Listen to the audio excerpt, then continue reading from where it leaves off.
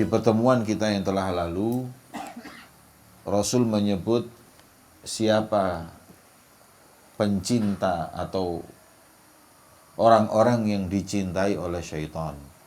Maka disebut 10 hal. Jangan sampai kita termasuk golongan yang 10 agar kita nggak jadi teman, bukan cuman lagi habibu syaitan, kekasihnya syaitan.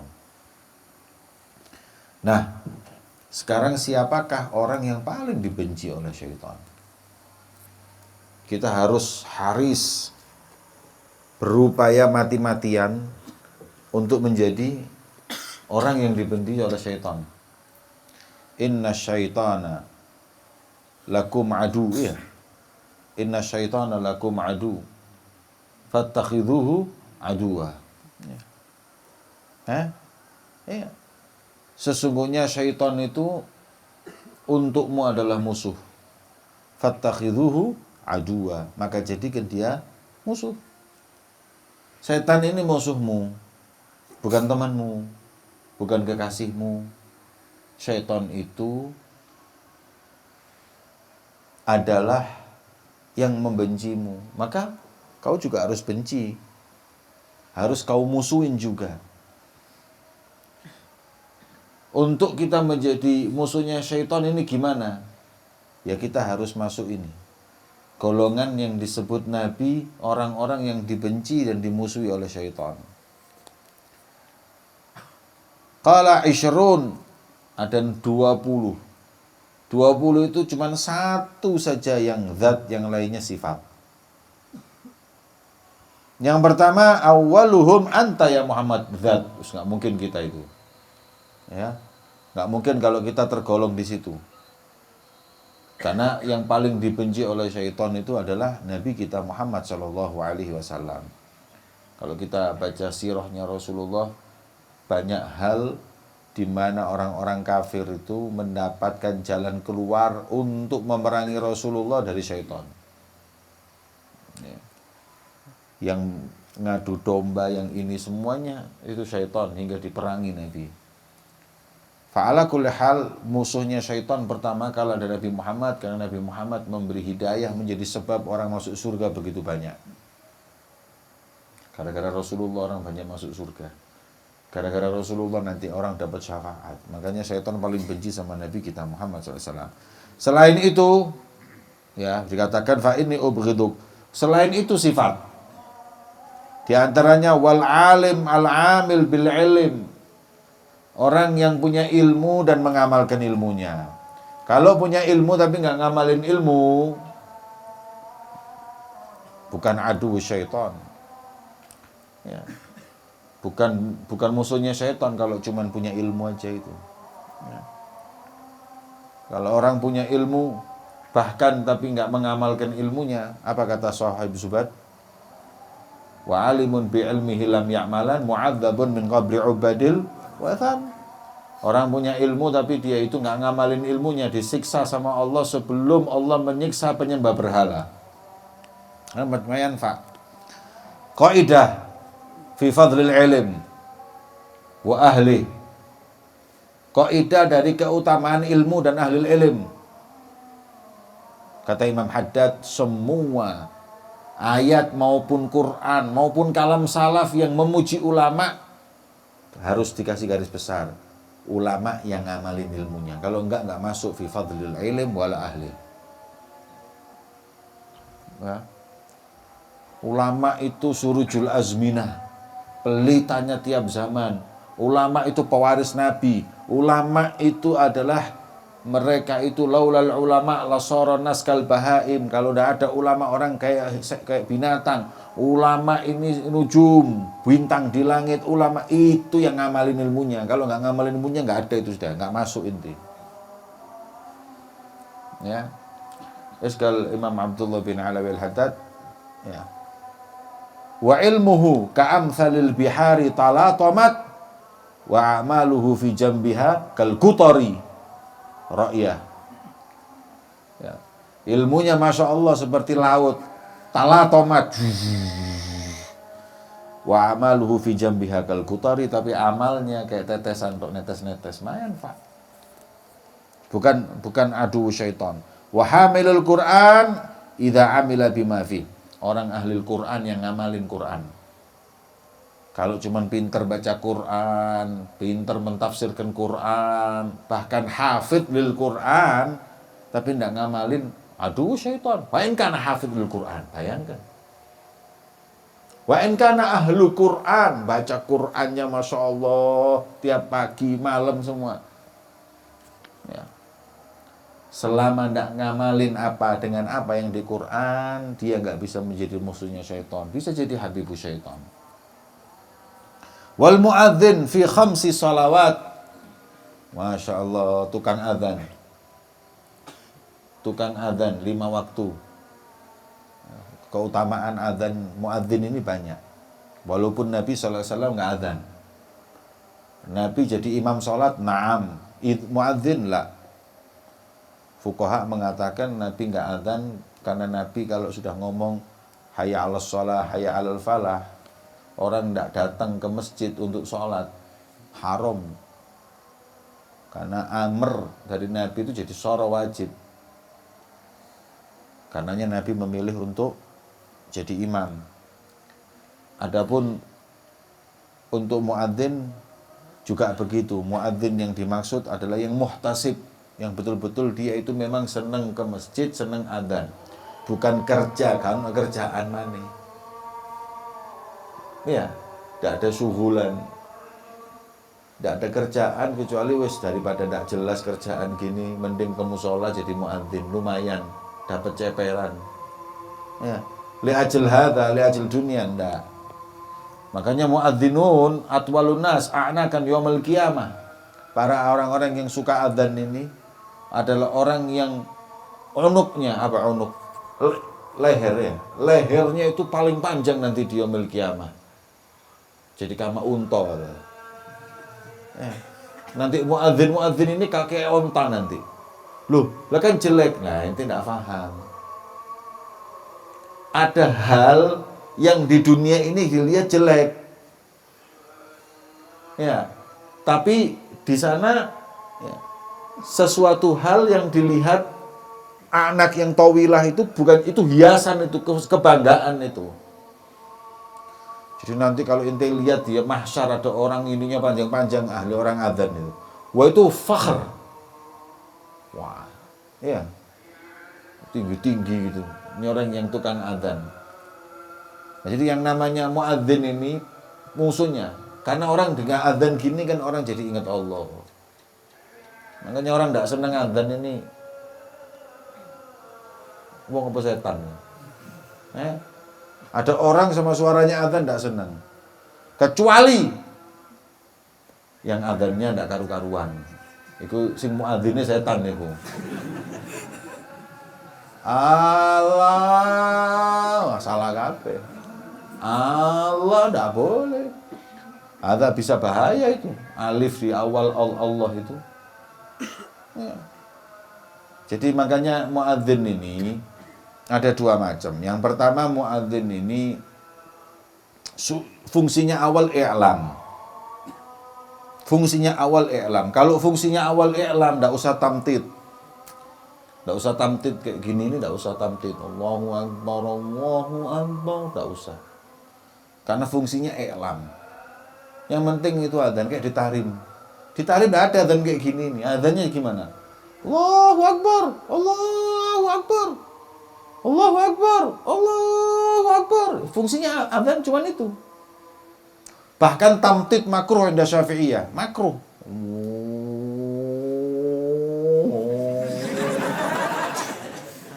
Makruh ada. Kan ada adzan panjang, Allahu akbar. Makruh. Inda Syafi'iyah makruh ada. Tapi ada lagi satu illah. Apa? Syiar. Nah kalau itu adzan dipakai bukan cuman untuk i'lam, cuman syiarnya juga, di sini suara yang enak nggak apa-apa. Ya, suara yang enak. Yang makanya sunnahnya muadzin itu suaranya yang enak. Kalau memang buat syiar, kalau cuman buat i'lam nggak perlu suara enak. Tapi kalau buat syiar harus suaranya enak, didengarkan tuh enak. Ente subuh-subuh tidur, tetangga adzan, Allahu Akbar, Allah, subur ya. Hatta bangunnya itu tidak bludrag. Iya. Tapi kan kadang di kampung ada yang adzannya tidak enak, suaranya pecah. Wah, apa? Hatangi turu meso jangkrik suaranya jauh. Ya. Sudah bikin bludrag. Makanya di masjid-masjid ini kalau mau adzan atau mau ngaji, pastiin suaranya enak karena itu syiar. Saya pernah lihat di YouTube ada seorang bule ke Maghrib Maroko. Kemudian dia itu di waktu asar disuruh duduk di tengah di antara rumah-rumah di Maroko itu, dia suruh di situ duduk, tungguin. Habis gini waktunya adzan. Adzan Maroko itu enak. Begitu jamnya adzan, semua masjid ini adzan. Ente tahu, diem aja didengarkan, langsung masuk Islam. Dari suaranya adzan. Ya. Makanya apa namanya muadzin itu penting itu. Setan paling tidak senang sama suaranya adzan. Kecuali yang tidak enak, setan senang itu. Ya, dan tidak karu-karuan itu. Walau kalau kita tidak mau tamtid, kita nggak mau ditarim, tidak ada yang mau tamtid. Tapi kalau kita mau i'lam wa syiar ya tidak apa-apa pakai tamtid. Hatta fil haram, Mekah Madinah pakai tamtid. Ya, dan di beberapa tempat yang lain juga pakai tamtid, tidak masalah karena i'lam plus syiar. Ya, walaupun hatta fuqaha Makkah tidak senang. Di Masjidil Haram di Makkah dulu tidak boleh tamtid. Karena Syarif Hussein ini gubernurnya Mekah Hijaz. Namanya Syarif Hussein. Dia yang pertama kali di Masjidil Haram nyuruh Allahu Akbar, Allahu Akbar. Oh, itu pertama kali nyuruh Syarif Hussein. Sama ulama di zamannya ditentang. Dibilangi, kasih tahu kalau itu tamtid itu makruh gini-gini, nggak ada syiar. Akhirnya ya sudah kalau gitu. Satu ulama tadi itu datang ke rumahnya Syarif Hussein. Tok. Syarif Hussein.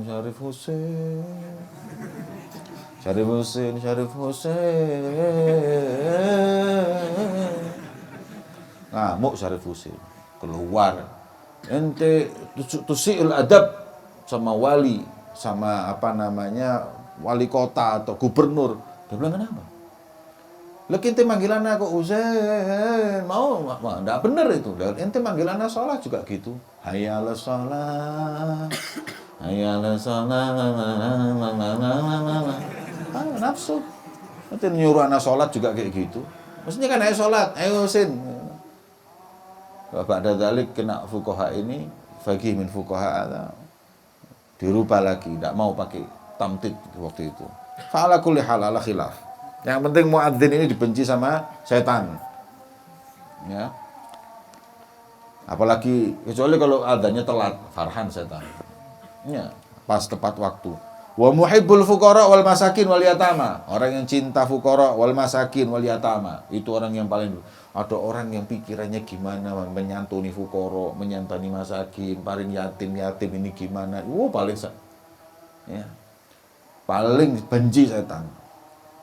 Karena mereka ini fuqara wal ini orang yang lemah imannya, paling gampang jadi murtad. Kalau disantuni kan repot nanti.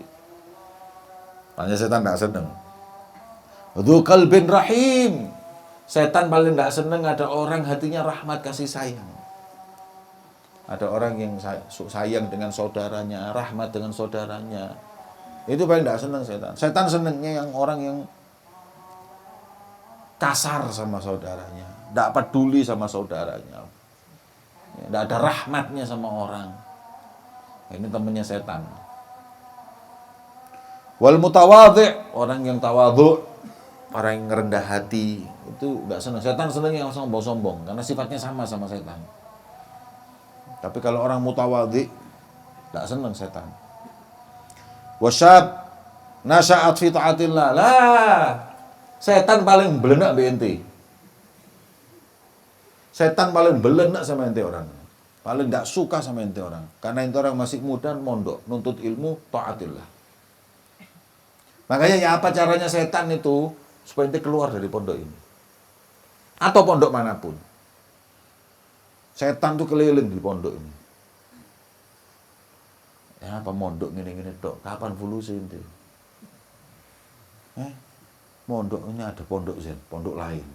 Oh, ustadznya Masya Allah. Begitu tak? Iya, setan ada. Begitu dia sudah, iya wis tak pindah. Begitu pindah, tak, ya podo aja. Pindah sana, pindah sini, fil akhir, di pasar, betul minyak wangi. Ada kulu, wasawisu syaiton. Ente pindah sini aja, ente pindah, ada. Selama ada pondok itu ada ilmu, jangan pernah pindah. Pindah, syaiton. Ya, pindah sana, pindah sini, pindah sana. Ente lihat anak-anak yang pindah-pindah itu akhir-akhirnya alasan untuk cuma mau keluar dari pondok. Kata syaitan tidak senang lihat kalian ini masih muda, 5 waktu sholat di masjid, baca Quran, ngaji, taklim, tidak bisa. Terus setan gini, pikirannya setan gini. Kan dalam alim wahid asyaddu ala syaitan min sabi'ina abid. Jadi goda nanti kalau ente ini sudah alim, kalau ente ini sudah pinter, syaitan itu kalau goda ente repot. Kalau orang ahli ibadah 70 sama ente 1, repotan ente 1. Lah setan tidak mau ente yang repot. Caranya gimana supaya ente ini gampang digoda? Jangan nantut ilmu, jangan taklim. Kalau ente taklim nanti repot. Kalau ente sudah jadi orang alim, repot setan ini godanya. 70 orang ahli ibadah gampang, tapi 1 orang alim repot. Makanya jangan jadi alim. Jangan jadi ente ini ulama, jangan jadi ustaz. Itu pikirannya setan. Setan paling nggak seneng sama ente. Terus keliling setan, masuk sini.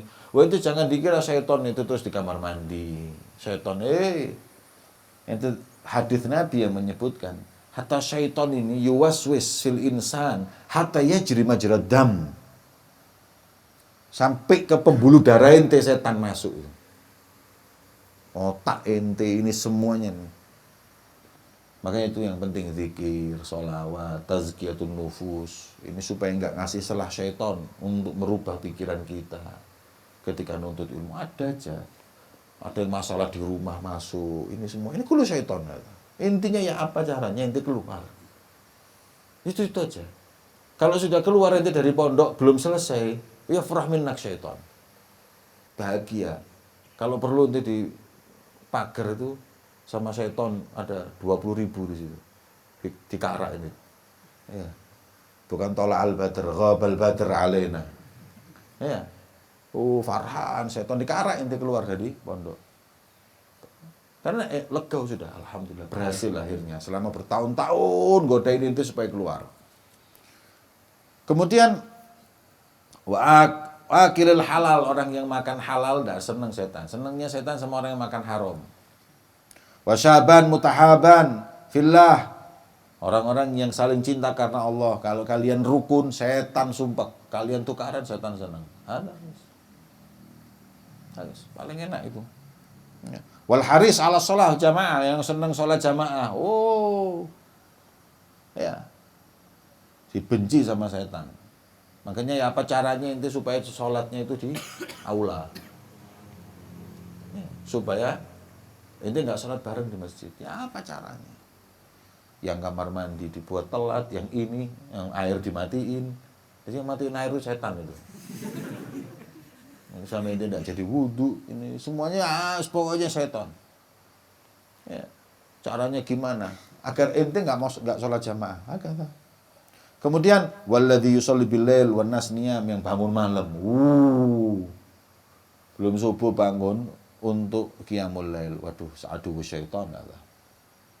Walladzi yumsik nafsahu 'anil haram, yang menahan dirinya dari perbuatan haram, dibenci oleh syaitan. Walladzi yansah wa laisa fi qalbi syai' wa yad'ul ikhwan, orang yang suka nasihatin saudaranya dibenci sama setan. Tadi disebutkan sodik-soduk gitu. Jadi kalau ente ini nasihatin temen ente tak lihat sekarang ini kok males, enggak kayak dulu. Dulu ente semangat belajar. Ente ngomong gitu itu setan itu langsung hawas. Ya.